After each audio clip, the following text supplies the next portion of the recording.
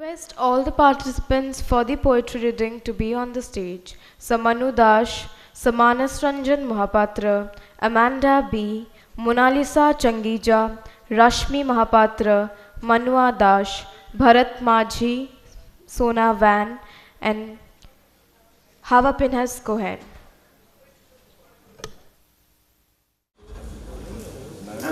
Yeah, actually I really didn't come prepared with my poems, but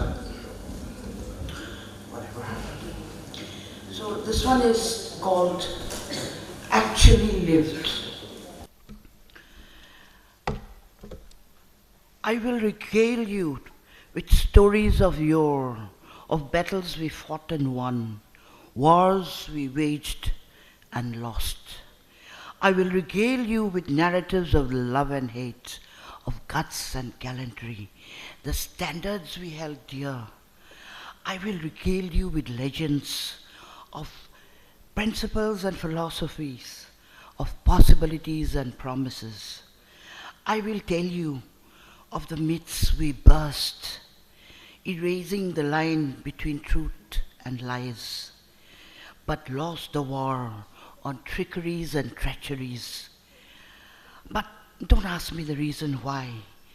That was the time we did and died. That was the time we actually lived. This one is Bring Me Some Flowers. I tell you, bring me some flowers tomorrow. You who used to bring flowers in our yesteryears, tell me, they don't grow and sell flowers anymore. I accept your response, just like my glass vases, accepting their emptiness, gather dust, forgotten in some cobwebby corner of the house, prepare never to embrace flowers in their bosom, remain a decorative object, filling up an empty space till somebody accidentally breaks them, sweeps away the shards, and consigns them to some garbage heap that dot the landscape of our town.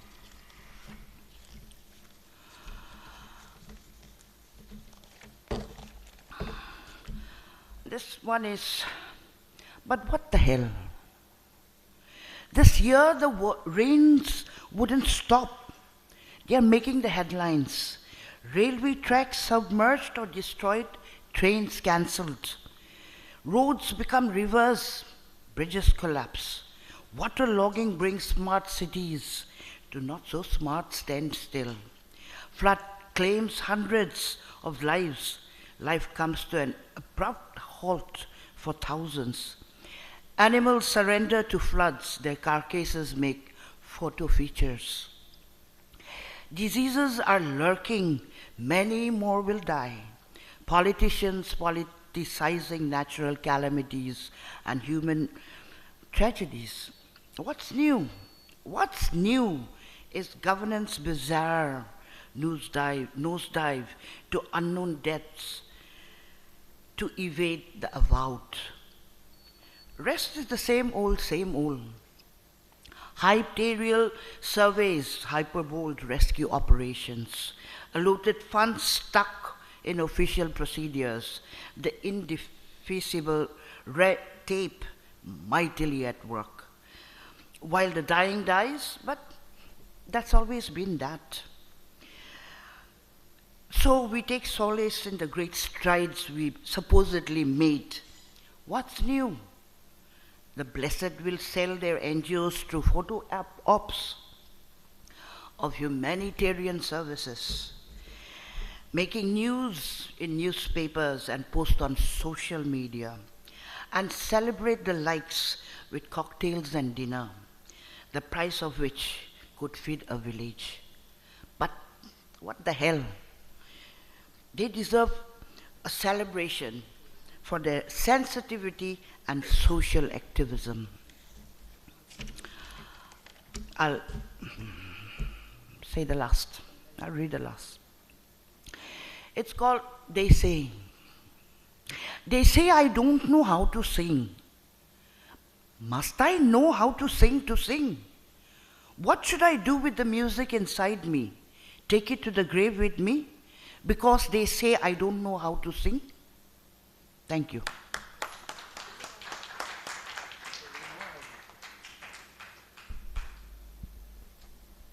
Thank you so much, ma'am. Next, I call upon Sir Bharat Majhi. Bharat Majhi is an Indian poet with 8 collection of poems to his credit, a professional journalist. Majhi also a translated poetry collection of Ashok Vajpayee into Odia. A native of Kalahandi, he resides with his family in Bhubaneswar. We welcome you, sir.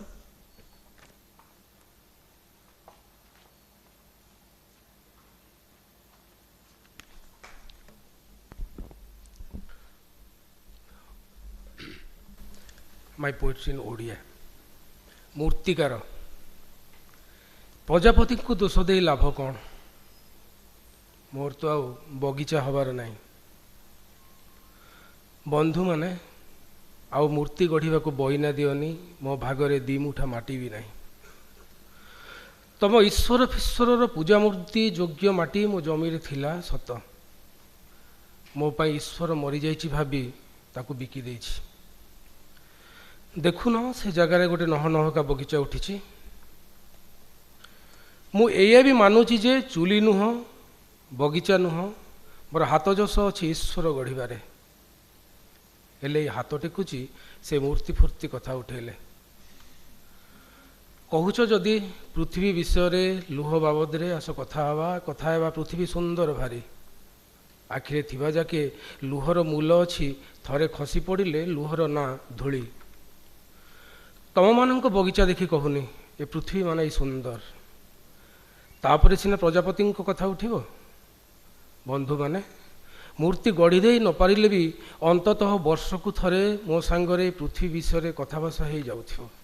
English Manu ଭାଇ, English.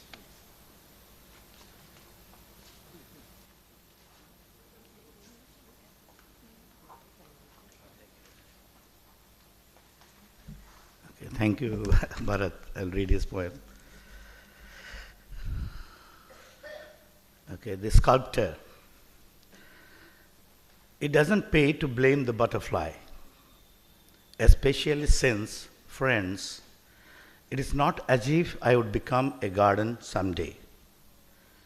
So kindly desist from giving me advances for making statues, as I do not have even a couple of palmfuls of soil after the division of the land. I had earth that could have become statues of gods and goddesses, objects of affection and reverence. But I thought that for me all the gods have died. Therefore, that land has been sold. Have not you seen? At the same place a lost garden has grown. I do agree that my skills do not lie in cooking, or for that matter in gardening. But you just might get too tight walks if you raise the matter of the statues. Therefore, friends, it is prudent to digest. If you have to say something, then let's talk about the earth, about the tears that have been shed, and offer each other lovely platitudes about the beauty of the earth. Tears matter till the time they inhabit the universe of the eyes. Why search for them in the dust after they drop? I do not say that this earth is pretty after seeing your idiotic gardens. If I might have, then the question of the butterflies could have been raised legitimately. Hence, dear friends, let us face the bland fact that I won't make statues any longer. But it will be nice if you could come at least once a year, talk some random jazz, shed a few wayward tears, and bitch about the idiocy of gardens in general. Thank you.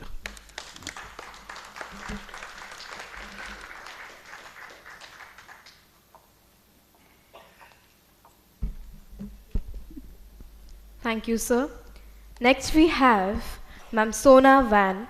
She is a native of Yerevan, Armenia. She has lived in California since 1978. She is a medical doctor with MS degree in psychology. Sona Van has authored 6 books of poetry and has been translated into more than 18 languages. She received the gold medal from the Armenian Ministry of Culture and Diaspora and from the Golden Apricot Film Festival. In 2013, she was awarded with the Women in Literature Prize in USA. We welcome you, ma'am.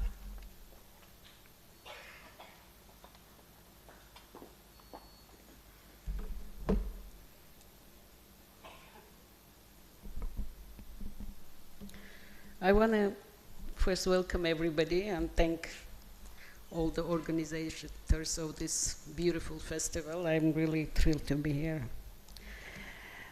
I'm an Armenian who lives in United States for the past 35 years, but English is not my first language. This is a translation book. English is not even my second language, it's my third language after Russian. I'm Armenian, Russian, and then English. So I will be reading my first poem. This book is dedicated to 100th anniversary of Armenian genocide. Therefore, this collection has more about war, genocides, and human rights violations rather than lyrical things. So I will be reading one of these, more biographical thing. It's called I Am the Eternal Spider. I am the eternal spider, 8-legged. My web stretches between the window and TV screen ad infinitum, between the hollow time of real and virtual deaths. I can see everything from my center. A bud appeared on a branch. A pop star sang a familiar song on TV. A woman gave birth to a son again. A soldier exploded between the bud could fully open. You first see the light, then you hear the sound. The laws of nature never change, unlike the laws of conscience. The light, the sound, the dust, the shoes. A mother screams and falls down. The soil is an underground museum.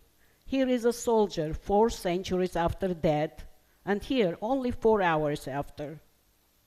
Everything repeats identically, which means something must be wrong. I am the eternal mourner in my 4 black veils.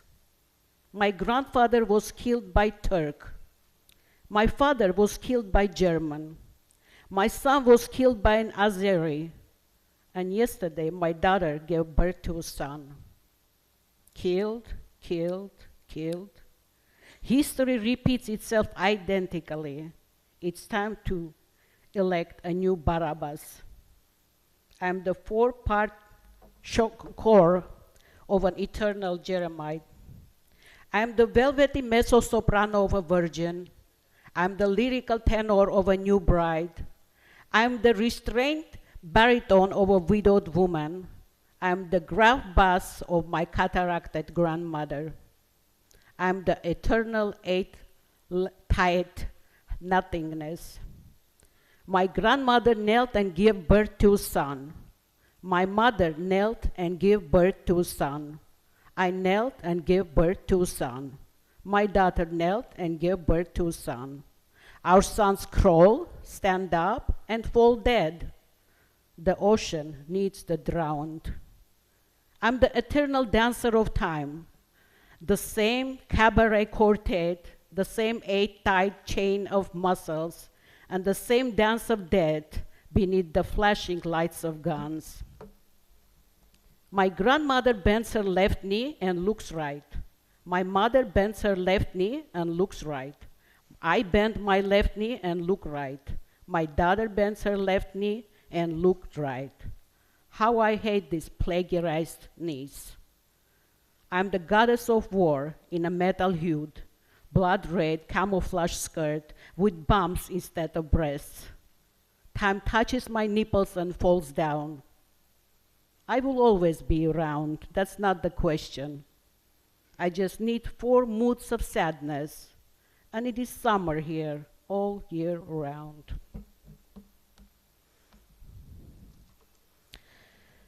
This is called Al-Kabar. I was in mosque this morning, and I prayed with the Muslims, though I am a Christian, and Muslims supposed to be our enemies. But I have no feeling, no bad feeling about any religion. I have bad feeling towards every religion, actually, because they're all square your mind, and that's why we're where we are today, because of these religions and square minds.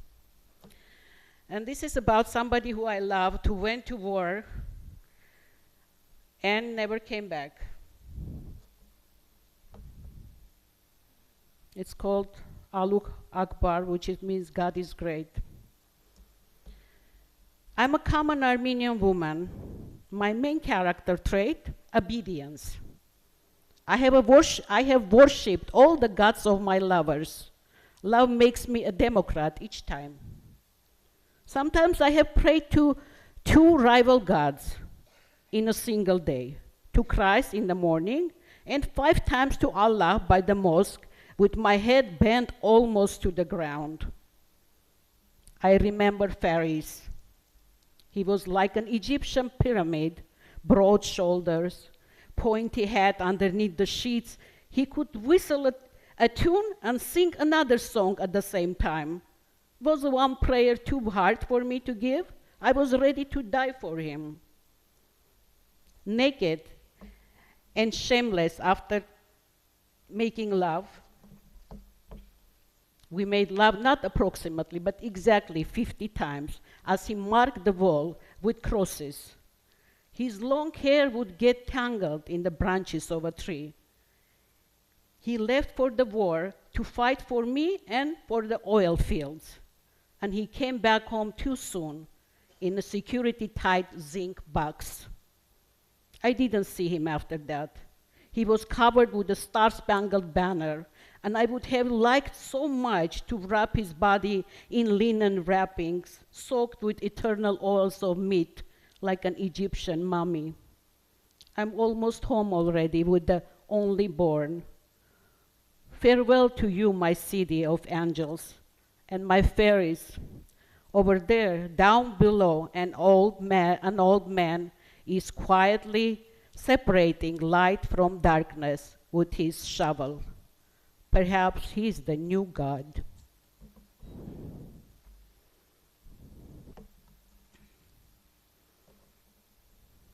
And this is about new hero, which I think we should have in this world. Instead of making hero out of the people who kills, we should make heroes out of the people who makes beauty. And this is about Olympic champions in Sochi. The title is The Only Good News is Sochi. 66 people died today in Ukraine, 30 in Syria. A policeman is dragging a soldier's body. Aleppo is burning in flames. The only bloodless news is from Sochi, the Olympic ice of the beautified where couples dance for gold. They turn in the air 3 times and win. They always win, while everyone loses at war. Henceforth, they are my heroes, the half-naked girl in the skates and the boy who flawlessly catches the girl's body in midair and carries her on his strong shoulders as a gift, elegantly gliding amid applause. Though before my hero was Cleopatra, with her Roman sandals, black hair, straight bangs covering her forehead, I can't say I haven't dreamt of lounging on a gilt-edged chair carried on the shoulders of my 4 scrumptious lovers like a demigod, and to have armies and thousands of elephants clashing against each other while I sleep with the victor each night. But that was yesterday. Today, my newest military dream is the shiny, smooth ice rink My newest king is the chess king. Let them fight from now on with their funny crowns, and let only wooden soldiers die, falling bloodlessly onto the sides. Another man died from a bomb in Gaza, taking with him 10 others. Aleppo is still in flames. Firefighter is dragging a soldier's body. The only bloodless news is from Sochi, a place of escape and beauty. What I am most afraid of is beauty losing meaning. P.S. The referee blows his whistle, and they move in 3 Olympic gods, my new hero, the half-naked girl in skates in the mid-air. Thank you.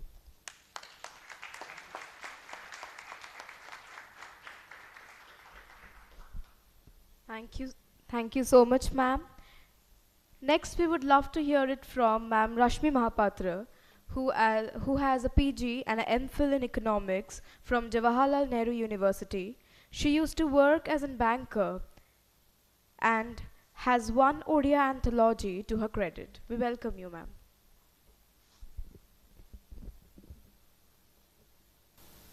Namaskar. I am very thankful to OLF for giving me this opportunity. See, I'll go for an Oriya poem now.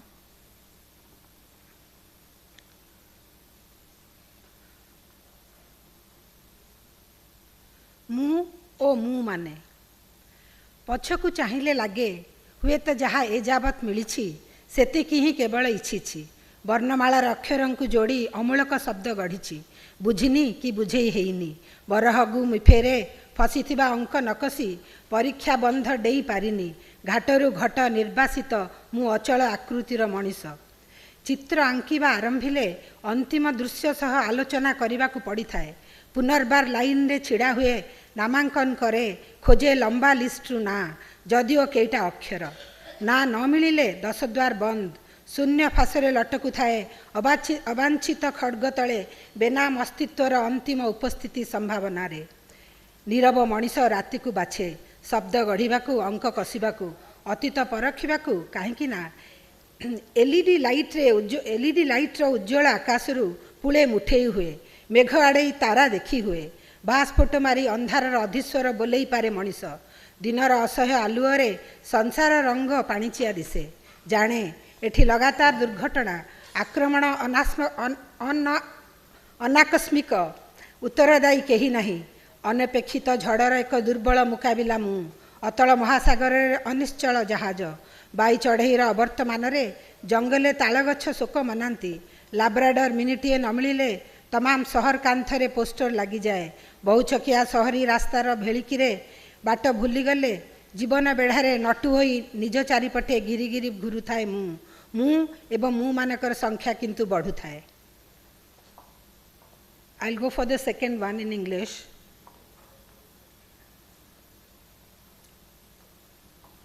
Trophy. Losers have gone. Is done with the spectators. The game is over. Stadium is mauled by solitude. The trophy is with the winner, resting at a visible place till next year.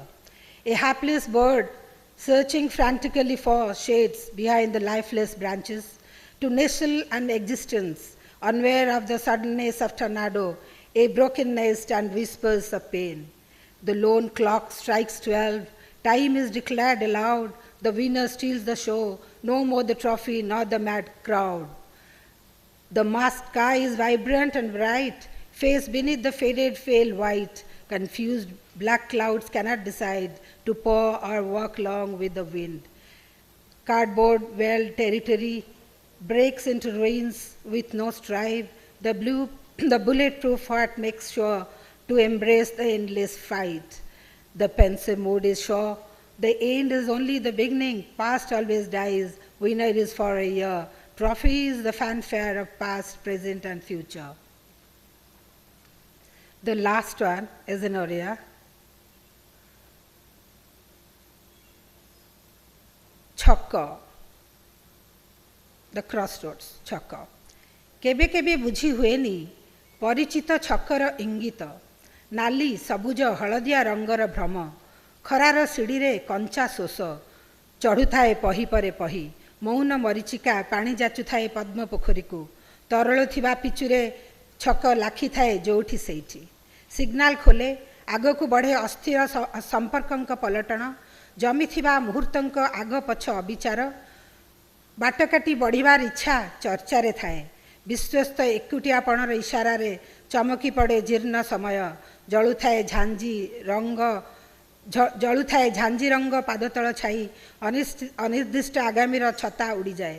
ଜୀବନ ଅଣ୍ଡାଳୁ ଅଣ୍ଡାଳୁ ଛକରେ ବାରମ୍ବାର ଭେଟ ହୁଏ ଅଚେତ ସ୍ୱପ୍ନଙ୍କ ସହ। ଛକ ଆଡ଼େଇବା ଚେଷ୍ଟାରେ ଛକ ଶୂନ୍ୟ ରାସ୍ତା ଟାଣିନିଏ ଅଗ୍ନାଗ୍ନି ବନସ୍ଥ ଆଡ଼କୁ। ବାଟ ହଜିଯାଏ, ଦଧିନଉତି ଭୁଲିଯାଏ ମୁଣ୍ଡିମରା ଅର୍ଥ। ଧର୍ମପଦ ଡେଇଁପଡ଼େ ଅନାବୃତ ସମୁଦ୍ର ଛାତିରେ, ଅସମ୍ପୂର୍ଣ୍ଣ ଦେଉଳ ତଥାପି ଛିଡ଼ା ହୋଇଥାଏ ଦୋହଲା କାନ୍ଥର ଆଶ୍ରାରେ। ଛକରେ ମାଳ ମାଳ ମିଛ ଭିକାରୁଣୀ, ଛାତିକୁ ଜାବୁଡ଼ିଥିବା ଭଡ଼ାର କଅଁଳା ଛୁଆ ମୁଠେଇ ପକାନ୍ତି ଚଳନ୍ତା ପଣକୁ। ଛକର ଛାଇରେ ଦୁବ ବାରମ୍ବାର ମୁଣ୍ଡ ଟେକୁଥାଏ, ରାସ୍ତା ବାହାରନ୍ତି ଆଗକୁ ଫେରନ୍ତିନି, ମଲା ପୋକ ପିମ୍ପୁଡ଼ି ମେଳରେ ଗତିବାନ ହେଉଥାଏ। Thank you.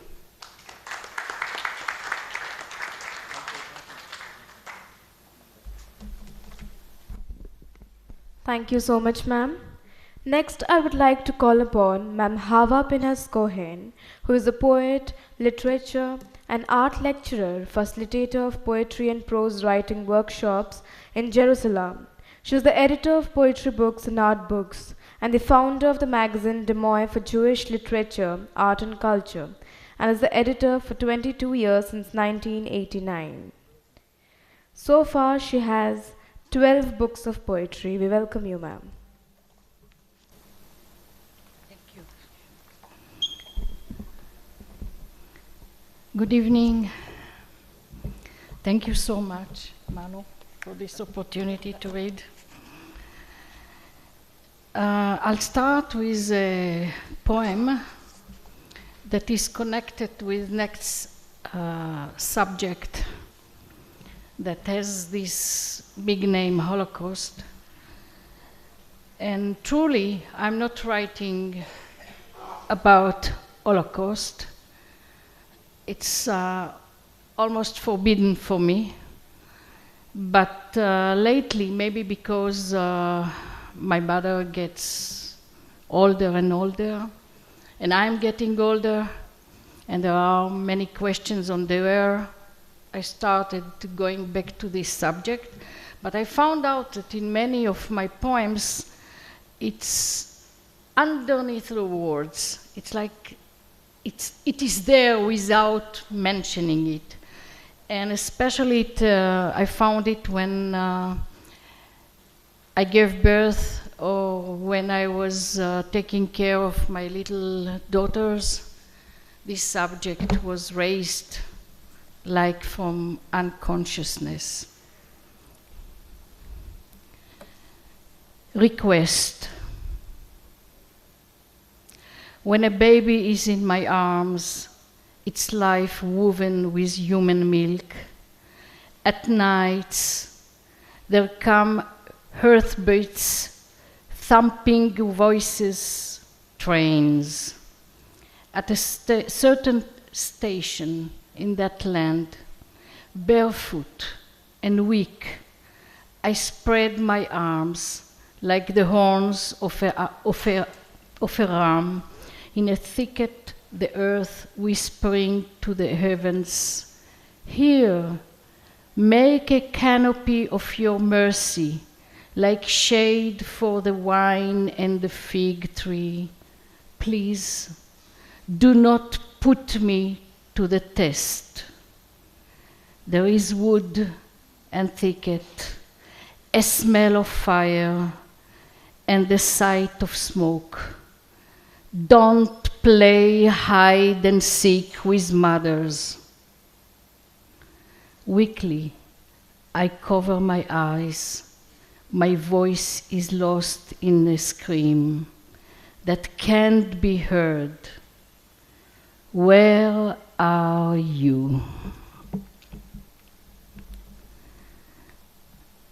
In Hebrew, the last word is Ayeka, which is the first word of God to Adam in the Garden of Eden. He asked Adam, "Where are you?" Ayeka. So I use the same word, and this is continuation of our last conversation, using words that have antique meaning.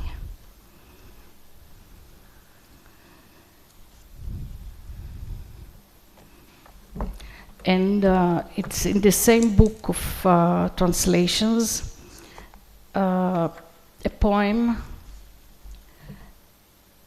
An Infable Name. In Hebrew, the word Hashem, the name, is a word for God. We don't use the word for God for everything, or at least we try not.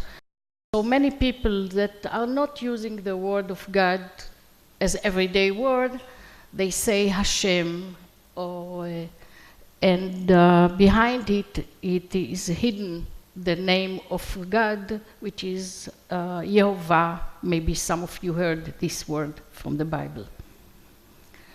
And this poem is about a moment that all the people of Israel were gathered to get the Torah. And this is from a point of view of a woman. Everyone had already gone up to the mountain and was waiting to see, waiting with great stillness that is so out of character. Even the donkeys and the camels are immersed in the quiet. No bird chirps. Even children on their father's shoulders, and the tremendous quiet is too much to bear like before a great and horrible event. Yet I still wanted to hang up a laundry and leave time to adjust my fragments, and I warmed the baby's milk so he wouldn't be hungry and start to cry. Heaven forbid, at the wrong moment. How much time till it's over? I expect the laundry will dry, but the baby, who knows? Nobody knew. And I saw that light wind, like a breath of a sleeping man, went through the laundry and inflated the belly of my night gown, and the Sabbath tablecloth was a white sail in the middle of the desert, and we departed from there upon the pale blue, far away to a place where we'll crack open pomegranates and suck their juice, to a place where love is ineffable name.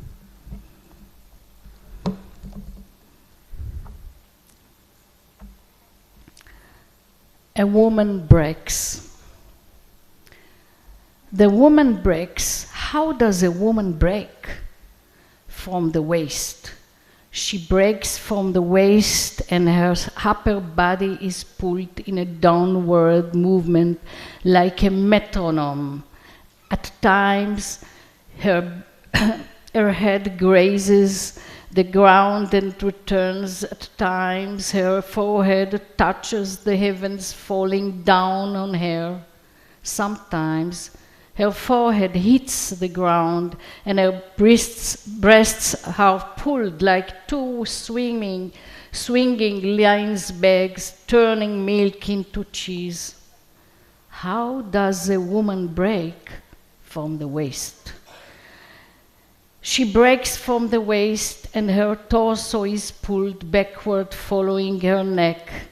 Her hair falls to the ground, strand upon strand, and she turns on her axis with a strange movement of pain, as if her Father in heaven was making love with her. That is how Astrat looked to me at a statue of a broken woman, a sacrifice in a window display. And the last, the short one, is dedicated to the city. The city is Jerusalem. Impossible city, in fact. This city is behind my reach. Every time I touch her heart, she contracts and shrinks into herself. When I try to touch her hand or follow her voice of some command who promises me fixed address, she bites me in the neck and casts me onto the pavement, whispering, "It's nothing, it's nothing, it's nothing. It's just an illusion that you saw a window open to a pear tree." I reach out my hand for help, and although my tears, she appears as a bride coming towards me. Thank you very much.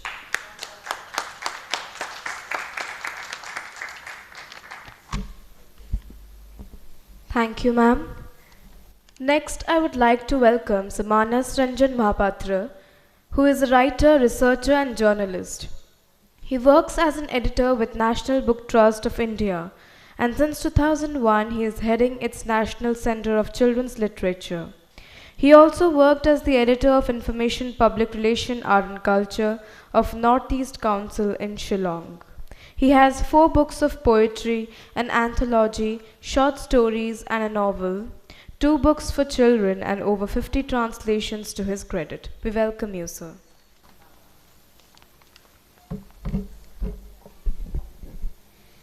Thank you. Now to my poem. I'll begin with an Odia poem, which is my own language, and then we'll read a couple of translations. Chadara. ମୋର ସକଳ ପରାଜୟକୁ ଏବେ ଘୋଡ଼େଇ ଦେଇଛି ଚାଦର। ମୋର ସକଳ ପରାଜୟକୁ ଏବେ ଘୋଡ଼େଇ ଦେଇଛି ଚାଦର, ଭଲ ଲାଗୁଛି। ଚାଦର ତଳେ ଚାପି ଦେଇଛି ଭୋକ, ଶୋଷ, କ୍ଷତ, ମନ୍ଥି ଦେଇଛି ରତି ଓ ବୈରାଗ୍ୟ, ସ୍ୱପ୍ନଭୋଗ ପତଙ୍ଗଙ୍କ ଭାଗ୍ୟ। ମୋର ସକଳ ପରାଜୟକୁ ଏବେ ଘୋଡ଼େଇ ଦେଇଛି ଚାଦର। ଚାଦର ନଥିଲା ଯେବେ ଫୁଟୁଥିଲା ଫୁଲ, ଚାଦର ନଥିଲା ଯେବେ ଫୁଟୁଥିଲା ଫୁଲ, ଏବେ ଚାଦର ତଳେ କଢ଼, ତ ଉପରେ ମଶାଲ। ଜାଣିପାରେନି କାହିଁକି ପତଙ୍ଗମାନେ, ଫୁଲମାନେ ଠିଆ ହୁଅନ୍ତି ଚିରକାଳ ନିଆଁ ସାମ୍ନାରେ, କାହିଁକି ସବୁଜ ସାମର୍ଥ୍ୟ ଜଳିବାକୁ ହୁଏ ବାଧ୍ୟ। ଏଥର ଅସହ୍ୟ ଏତେ ପରାଜୟ, ଘୋଡ଼େଇ ଦେଇଛି ଚାଦର। ମୋର ସକଳ ପରାଜୟକୁ ଏବେ ଘୋଡ଼େଇ ଦେଇଛି ଚାଦର। କାଲି ଦେଖିବା କେଉଁ ପତଙ୍ଗ ଜଳୁଛି ନିଆଁରେ, କିଏ ପୁଣି ଉଡ଼ି ବୁଲୁଛି ବେପରୁଆ ବାଦଲ ପିଠିରେ।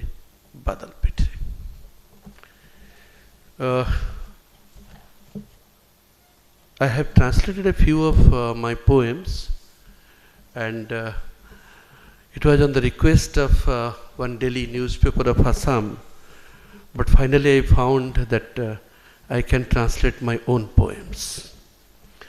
In an unending journey with wayward sleep.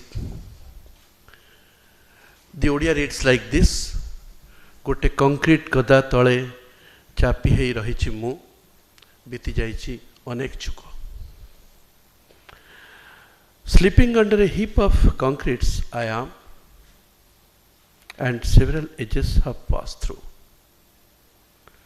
Uncountable naked nights are crossed under my belly, in lusty silence, dreams and tiredness.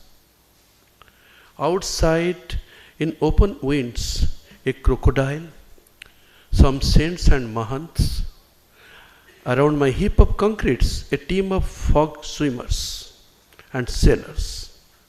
And in front of me, a temple, a mosque, a church, a gurudwara, where the buyers and sellers of religion distribute palms, but unending is my hunger. How it happened? Was this news in media that a hungry man is there since long? Under the heap of concretes, has he been crossed or lost or left? None has time to have this news. All TV cameras are busy for covering the leader's procession. Well, let the game go on. How it matters to me, I don't bother for the player or the umpire.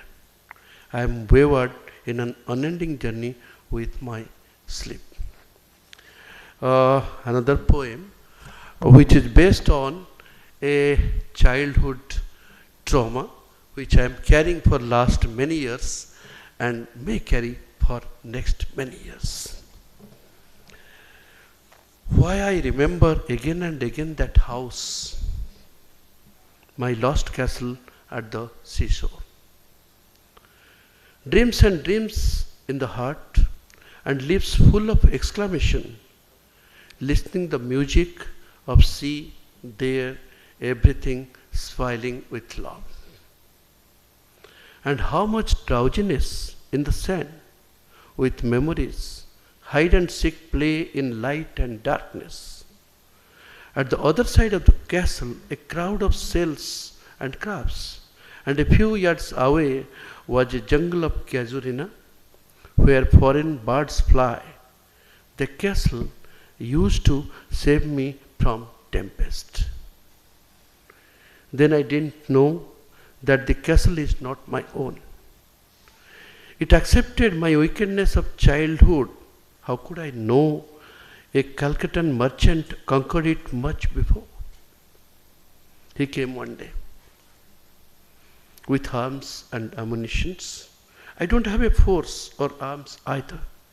He snatched me from the lap of my castle and threw to the hills of sands.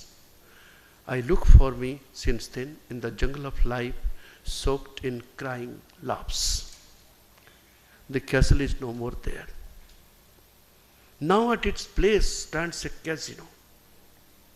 Sea has moved backwards a few steps. Sand with sails has turned a concrete jungle.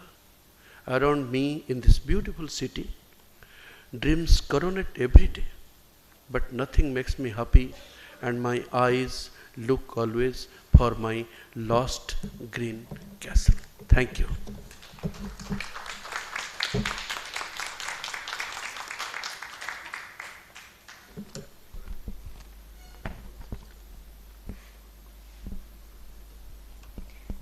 Thank you so much, sir. Next, we would love to hear it from Amanda B., who is a poet from Khasi community. She is the founding member of the Shillong Literary Coterie, edited Sonder, an anthology of essays on poetry and short stories of contemporary Northeast writers. Amanda is currently assistant professor in the Department of English in Shillong College. You can forget all that, I'm just me.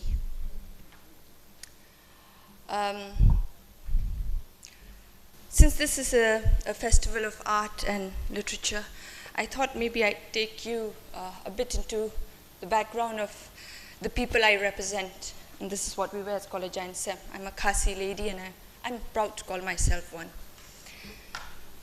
I begin with this poem. It's a tribute to my mum, and it's a tribute to all mothers and for all the mothers out here. It's called May, because in my language, May means mother. And my mother is a little, she's an old woman, quite old. So it goes like this.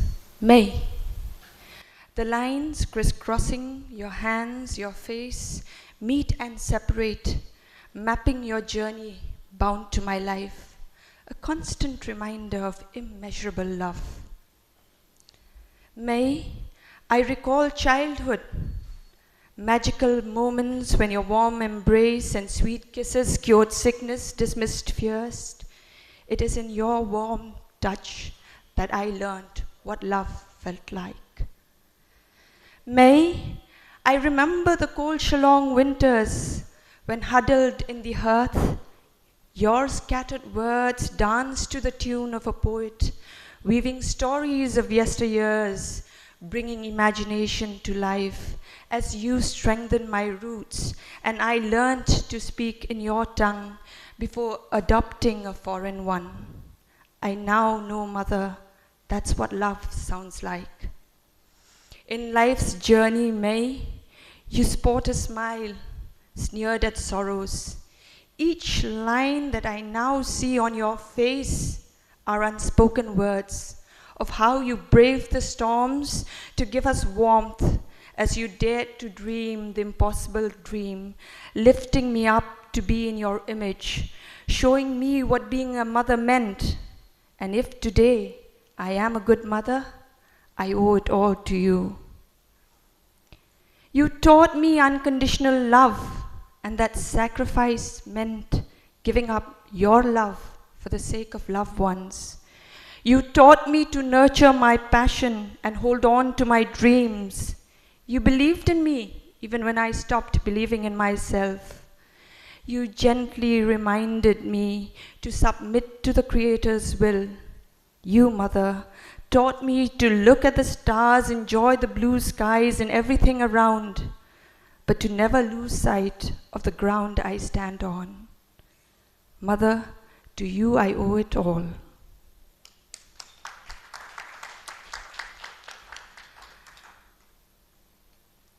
The second one is called On Being a Khaddo. Well, for those of you who do not know, I come from the people who trace their lineage from the mother. So we're a matrilineal society. And in our society, the Khaddo is the youngest daughter who inherits a lion's share of the ancestral property, not self-acquired. And it's done for a reason of how our community takes care of those who face unfortunate circumstances. For example, I think I've lost some of you there. For example, if I'm a Khaddo myself, so if my brother's kids are no longer, if my brother is no more, and his children face, an unfortunate circumstance such as that, and they have a problem, my house at the Khaddo is a house where they're all free to come. So that's about being a Khaddo.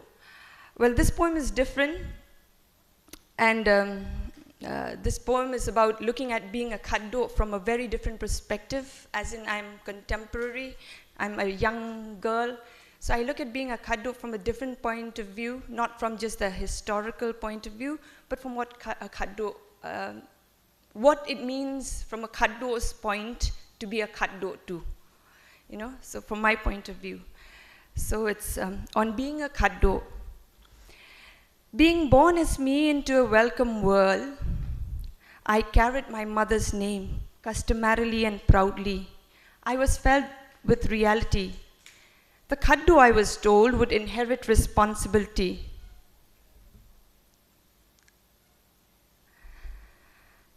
Learn to walk a tightrope. Life wasn't going to be easy, but I didn't know that then. As a young girl, friends from the plains who crossed paths with me told me I was lucky. Lucky to inherit, have a man come home and not lose one's name. I was convinced that as Khaddo, I was better off. Roller coaster life then played cards. I had promises to keep, promises I made on the deathbed to a loved one. So I grew up with children I call my own. Till then, life was all well. But being alone, single, society's eyes work on you like a prey. They say, you're working, and conclude, therefore, it's time to tie the knot. But me being me, my Khaddo life had conditions. Yes, even falling in love and marriage had conditions. The first was a case of if you take me, you must accept too, perhaps an emotional blackmail. The second, which frightened many, was that I was Khaddo. I inherit a house full of responsibility, family and the clan. Here suitors' negotiations began. Modernity demanded change. Rationalizing the thought, I agreed, moved out, leaving responsibilities behind. I lived in guilt, which I admit ate me up slowly, for I was not me, all was not well. Life wasn't easy, going against society when you still live in one. But being the matriarch, I built bridges. When carrying my own bundle of joy, one who I called my own, I returned like the prodigal son. All I thought is well. But again, life dealt its ace card. My bitter, better half walked out, breaking promises well before death came close. Cutting cords, ties thicker than blood. Life then was hell. All was not well. But with time, I now comprehend the customary full circle for me and them. Rights implied duties. I inherit not just responsibilities of a family and a clan. I was their responsibility too. That's what being Khaddo truly means.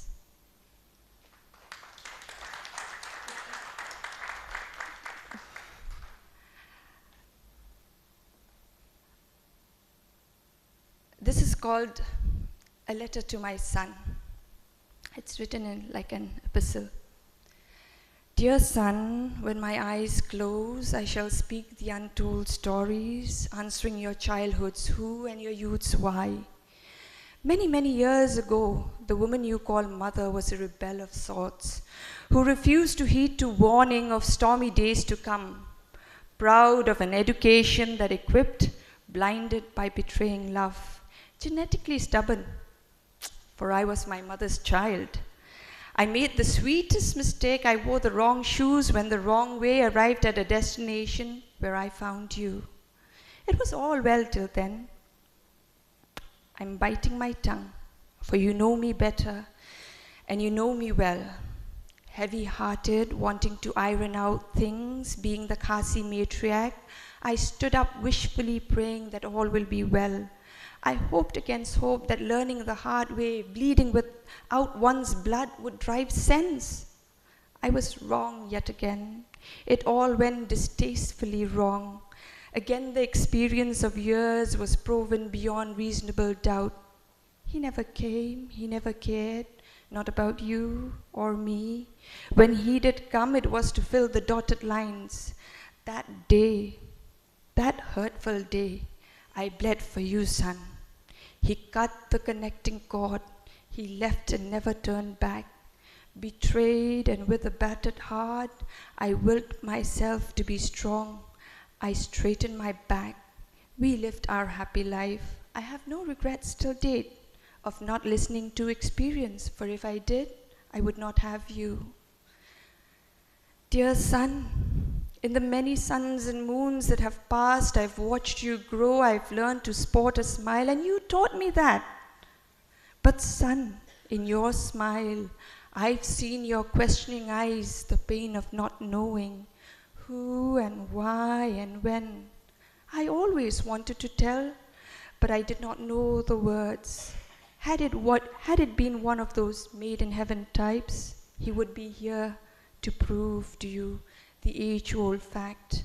Blood is thicker than water. Today, all I can say is, it was not you, nor was it me.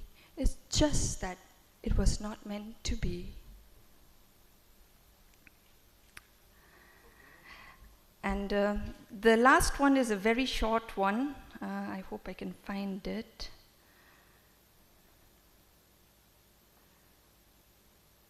Okay. This is for Klaus here, because he spoke something about love that I really loved. And this is for all you young people out there. So I've been trying to write micro poems, and I'm finding it very difficult to, bring depth and in a very few lines. This one is called, it's about love, it's called My Thief. My thief, in broad daylight, you stole myself from me. No longer me, I'm yours.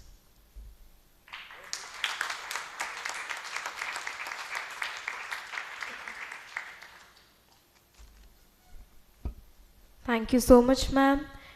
Next, I would like to call upon Samanua Dash, who is a poet, a filmmaker, and has a lot of documentaries to his credit. We welcome you, sir.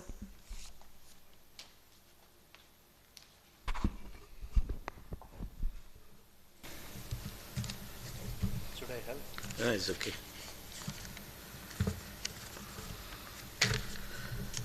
I'll read two poems, translations from Odia. I write in Odia. These are two poems about displacement. And we all know about displacement, how it happens. The reasons can be many. It may be war, maybe industrialization, maybe calamities, maybe anything. Love also. Love can displace you. Okay, the first poem is about an incident which happened in 2006 in Odisha. And to make a special economic zone, there were fight, riots, and people died in police firing. The poem is based on that incident. Title is Butchered Palms, a Dice Game. Those hands which build fences to hold back the wild lives, those hands which raise barriers for tilling the land together and survive, those hands which labor menial jobs on daily wages, those hands which fulfill others' wants by constructing something, creating another world, those hands which find their own space, write their own address. You need those hands. With them you will unlock long time debt trap inside which you are disfigured, violent. You need force those hands to erase the address of their birthplace. You need force those hands to bulldoze the land barriers of community life. You need force those hands to uproot and throw away all fences of privacy. Mother, why do you sell your ancestral land? Why do you leave for another village of an unknown country? Yes, mother, where is this new beginning of another cycle of cruelty? Police bullets kill our brothers. While barely armed, they take to hills, carrying on their back 40 rounds bullet set. Their palms cut off are preserved for identities. To butcher the dead after kill, isn't it more pathetic, more sorrowful, more absurd? Butchered palms, what a dice game for all. The violent animal, death-trapped, laps human blood to grant freedom. At last, the palms are freed from our brothers' lives, from same old stories of not winning up their rights. All of us get those palms in our hands for their last cremation. Progress is mapped out in their fit lines. New struggles are charted, new truces, new assurances. Countless ways, severed from an aging time, from the body of an old narrative, Kalinga Nagar, a new garden called Special Economic Zone is blooming in the palm fields, like a sweet stream pouring in a desert and oasis, to step on the palm tree, to drink and dance. While the throat-cracking cries of displacement inside the oasis run like a naked road burning, the burning pyre flaring up in the dead eyes of our brothers, their non-existent palms radiating the sun, the gold, the heat, the new garden called Special Economic Zone. The second poem is How late is this night? How late is this night? This inebriating road. This road draws me into another road. Crossing roads, I keep changing myself. Suddenly you jump in with your men to scare me away. threatening your name, your address. Silent, I raise my hands, showing that roadside milestone, barbed wires, that billboard, that poster, that flake, that signal, that dustbin, that cotton hanging there. Quarreling dogs run amok between us, standing on the road. You scream as if you would throw me out of my home. Where the hell do you live in, you scoundrel? I begin to walk, lifting my hands to my heart to hold it tight and jeeringly. Looking down, I see the road passing beneath my feet, the earth under the road, my art, my road, my feet, saying I cross the road. Me and the road, an intricate labyrinth, or a threatening of history, or a conspiracy, I mourn in my heart, in my subversive silence. I did not knock any door, but who opened it, and when, at the threshold of which bone? Endless roads then. Suddenly you jump in, with your men, I don't know from where, your masked faces, to object and check the rights we ought to enjoy, being the residents on the earth, a homo sapien, to search and warrant the license. God damn, what license? What is my right? What is my license? What is my name? What is my station? Where is my home? What is my station? What is my road? What is my pavilion? This inwardly voice and road, what magic it holds. How late is this night? This inebriating road ties my feet, makes me what I become. My road gives me my unbroken entity. Roads stressed into roads. How late is this night? How late? Thank you.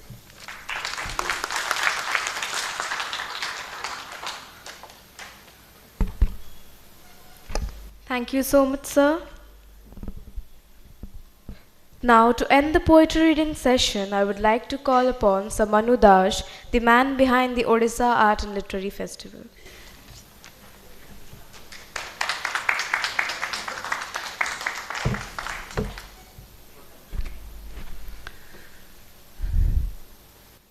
Pain has many shades and shapes. Today, two of my intimate poets who were supposed to be here, unfortunately, they could not make it. And the reason is very painful.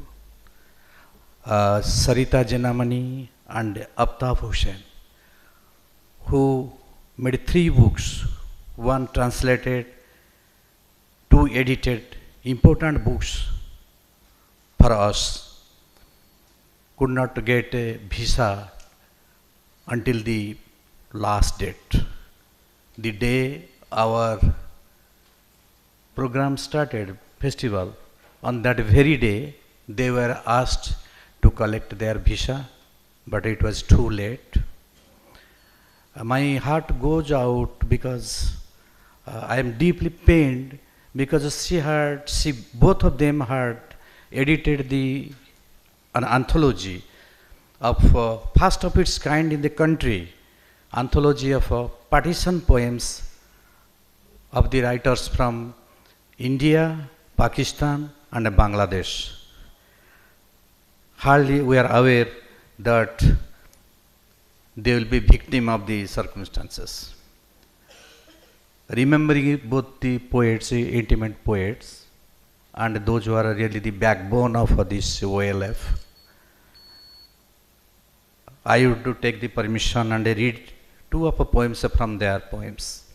And while I was reading now Aftab's poem, my eyes were wet. How time changes and how it is, you see, you can yourself you will see it. Reunion in a third country. On the seashore of Barcelona, we kept on walking side by side and watching the crystal blue waters of Mediterranean Sea. Balbir Singh noticed a sparkle of geniality in my eyes. I saw no sign of anger. I saw no sign of anger on his face, just an ever-spreading smile. We had 3 languages in our disposal to communicate, but we found ourselves speaking Punjabi, our mother tongue. We could have met in Lahore or Ludhiana, but we are destined to meet at the beach of a South European country. Later, living in Ludhiana and Lahore, Balbir Singh and I will recall our time in Barcelona, and our hearts will throb in concert. Thank you. Now the poem of Sarita Janamani.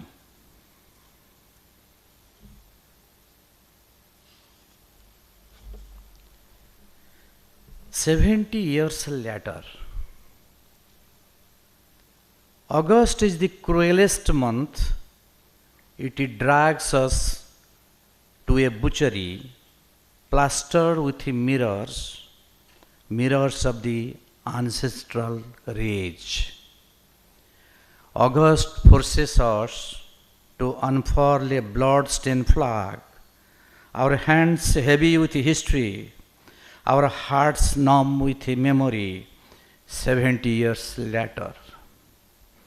August does not let us forget those maimed and mangled bodies, uprooted and cleaved from life by a vertiginous fury. August is a month of a monsoon, and a monsoon brings a message of hope." Thank you. Now my poems. I have 2 poems here, and this book was published by Dhauli Books and edited by Aftab Hussain and Sarita Janamani. On protest, we didn't release the book, though it was destined to do, as a mark of respect to their feelings.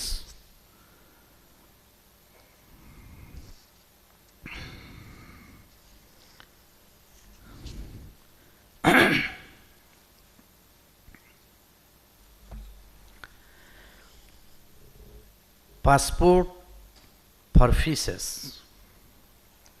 Who does not love painted fishes, their short swimming and tail wagging inside an aquarium?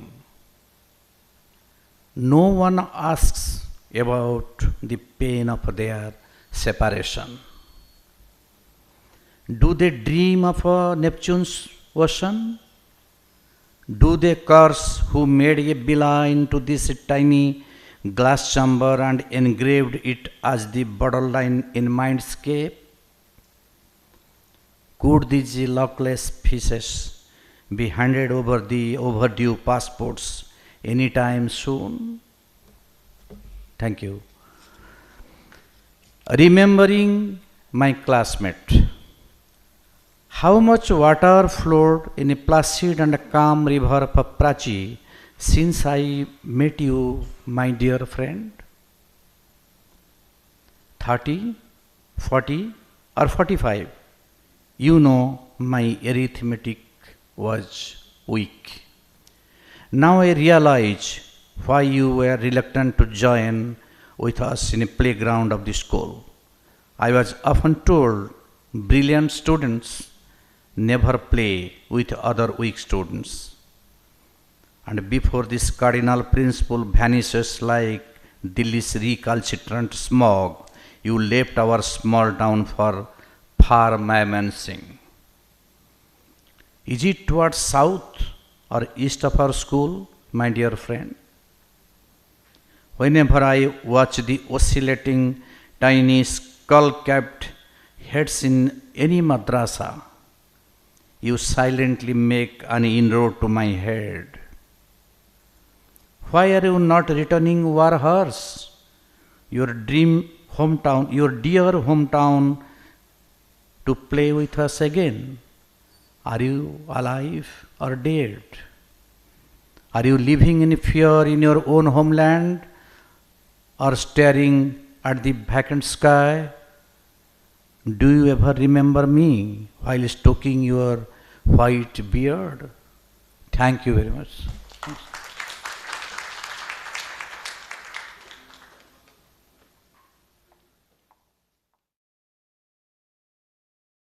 OLF shows its gratitude towards the executive sponsor, the Northeastern Council, followed by the associate sponsors Coal India Limited, Mother Dairy, Phenolix Industries, Paradip Phosphate Limited, Brahmas Aerospace and NCDC.